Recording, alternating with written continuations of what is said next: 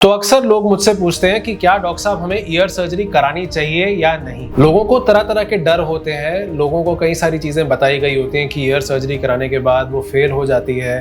कान के पर्दे की अगर सर्जरी होती तो कान का पर्दा जो नया लगाया जाता है वो फेल हो जाता है, या फिर कान वापस बहना शुरू हो जाता है, या सुनाई कम हो जाती है, या सुनाई खत्म हो जाती है, या चक्कर आने शुरू हो जाते हैं। पता नहीं ऐसी कितनी सारी चीज़ें मैं सुनता हूँ मरीजों से, और सबको मैं एक ही सलाह देता हूँ कि ईयर सर्जरी हमेशा आपको, अगर कोई भी डॉक्टर कोई सर्जरी एडवाइस कर रहा है तो वो आपको बेहतर करने के लिए ही एडवाइस किया जा रहा होगा। अगर कान के पर्दे में सुराख है तो उसका इलाज, परमानेंट सॉल्यूशन एक ही है कि कान के पर्दे को सही तरीके से लगाया जाए।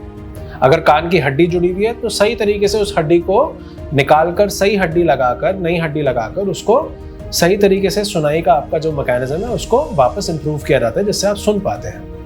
कई सारी सर्जरीज थोड़ी सीरियस डिजीजेस के लिए होती हैं, जैसे कि ग्लोमस ट्यूमर्स या फिर कोलेस्टेटोमास। ये जो बीमारियां होती हैं ये काफ़ी सीरियस रूप ले सकती हैं। अगर कोलेस्टेटोमा धीरे धीरे करके हड्डी गलाना शुरू किया तो आपके कान के भीतर जो हमारे चेहरे की नस है वो उसको डैमेज कर सकता है, जिसकी वजह से चेहरे का नस खराब होकर आपको चेहरे का लकवा हो सकता है। अगर ये बीमारी और आगे फैलती है तो आपके सुनाई के यंत्र और आपके बैलेंस के यंत्र को भी गला सकती है, जिससे आपको चक्कर और सुनने में कमजोरी हो सकता है। आपका ऊपर का जो हिस्सा होता है जो कान को दिमाग से सेपरेट करता है, जिसको हम टेगमेन बोलते हैं, ये वो छोटी सी हड्डी है जो हमारे दिमाग को कान से सेपरेट करती है। अगर हड्डी ये वाली गल जाती है इस बीमारी से तो यही इन्फेक्शन हमारा दिमाग के आसपास में भी फैल सकता है, जिससे काफ़ी सीरियस कॉम्प्लिकेशंस हो सकती हैं। तो हमेशा ये डिपेंड करता है कि आपको बीमारी क्या है। अगर बीमारी ज़्यादा सीरियस है तो डेफिनेटली सर्जरी टाइम से हो जानी चाहिए। अगर आपका पर्दे में सुराख है, कान सूखा रहता है, सुनने में दिक्कत है, तो ये एक टाइमली चीज़ ऐसी है जिसको आप टाइम से प्लान कर सकते हैं।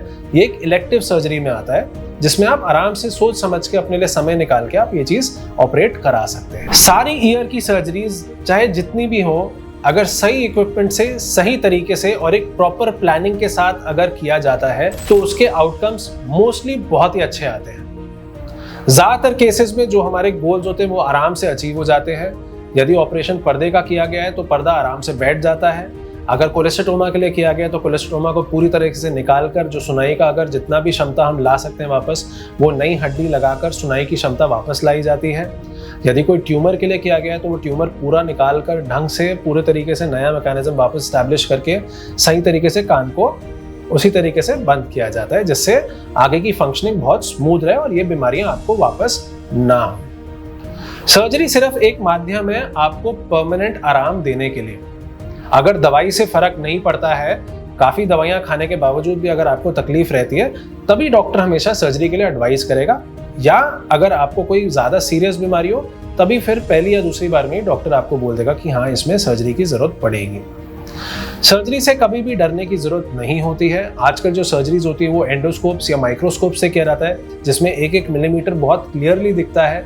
और पहले के जो कॉम्प्लिकेशंस रेट थे वो जब से ये सारे इंस्ट्रूमेंट्स और इक्विपमेंट्स आए हैं तब से काफ़ी ज़्यादा कम हो गए हैं, एंड जो सर्जरीज के आउटकम्स हैं वो बहुत ज़्यादा ड्रास्टिकली इंप्रूव हो गए हैं। तो इसलिए कभी भी सर्जरी से डरने की कोई ज़रूरत नहीं है। इन एक्सपीरियंस्ड हैंड्स, और अगर ऐसा इक्विपमेंट साथ में हो और एक प्रॉपर प्लानिंग हुई भी हो जिसमें हम पहले से ऑडियोलॉजिकल एंड पूरा रेडियोलॉजिकल इवैल्यूएशन करके हम प्लान करते हैं, उसमें रिजल्ट्स बहुत ही अच्छे आते हैं हमेशा। तो यदि आपको भी अपने कान से रिलेटेड कोई सर्जरी एडवाइस की गई है और अगर आप डरे हुए हैं या आपको किसी बात का कोई तकलीफ हो रही है या आपको लग रहा है कि नहीं, मेरे को सर्जरी नहीं करानी चाहिए, एक सेकंड ओपिनियन लेना चाहते हैं, तो हमेशा आप अपने नज़दीकी ENT डॉक्टर से जाके मिलें, या फिर हमारे को आप अपनी लिख कर भेज सकते हैं। अपने कोई भी डाउट्स हो हमारे को नीचे देकर कमेंट बॉक्स में लिख कर भेज सकते हैं। हम उसकी आपको जल्द से जल्द मदद करने की कोशिश करेंगे उसके थ्रू।